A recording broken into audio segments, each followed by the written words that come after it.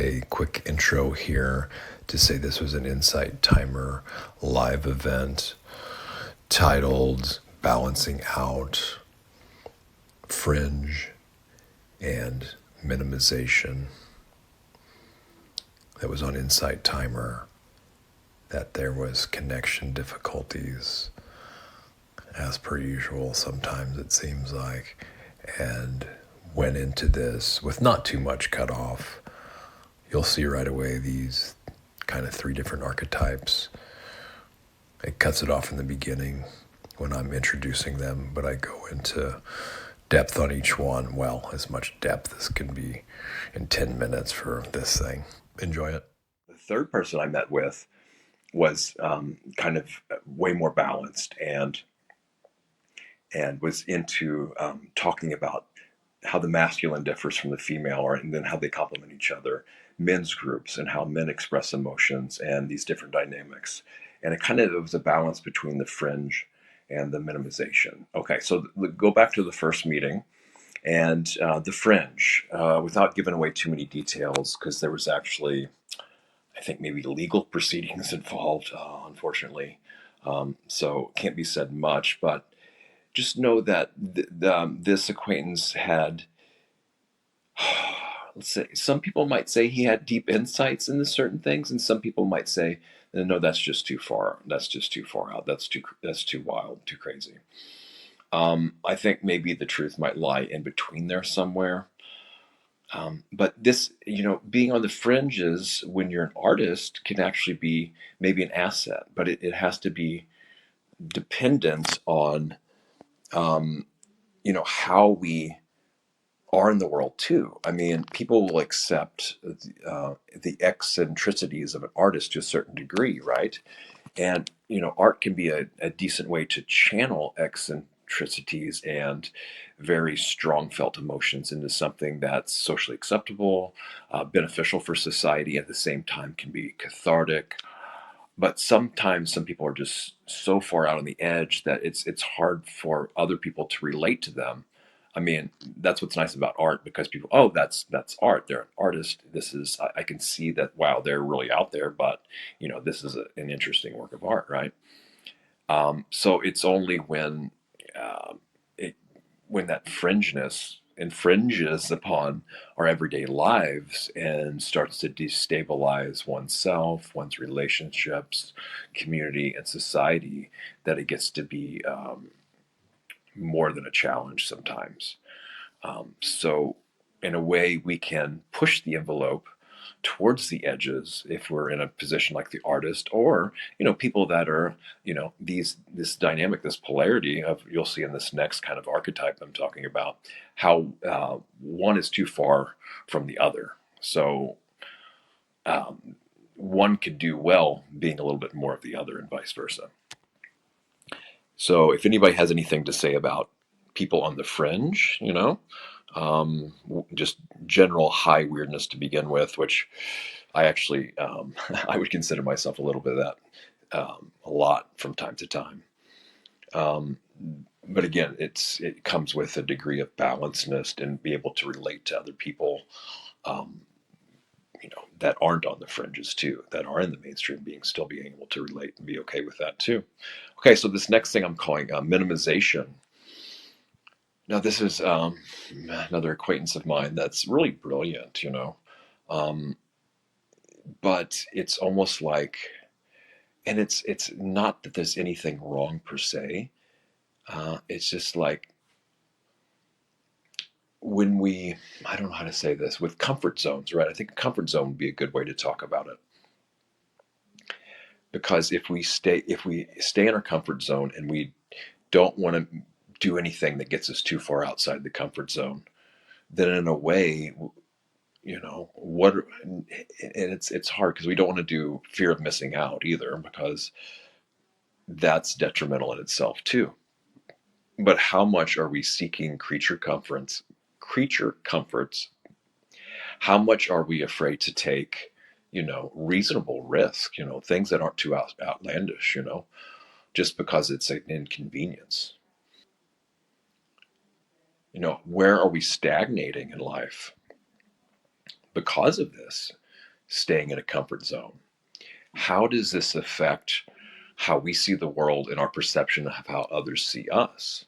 You know, are we holding back our light when actually we're really brilliant, but we don't want to be seen as overly bright or standing out? We go out of the way to make an effort to fit in, because if we shine too brightly, we might out over outshine someone else, and then not only will that make them look bad, but then make me look like I'm not really caring or concerning about them, when that's not actually the case, right? So how can we be okay with shining the light of our brilliance in a way where we don't have to hold it back, and it's not going to attract undue attention in unhelpful ways, but or even just, oh, I'm not good enough, if I could only be like them, right? This kind of inferior ego, that I think a lot of meditators have. And it's okay, because you know I was like that for a long time, because I saw these people with this superior ego, and I was like, these guys are just a-holes. And who wants to be like that? And it's the polarity of that, but it's still an inferior ego. I'm not good enough. I'm not, I wish I could do that. I'll never be like that.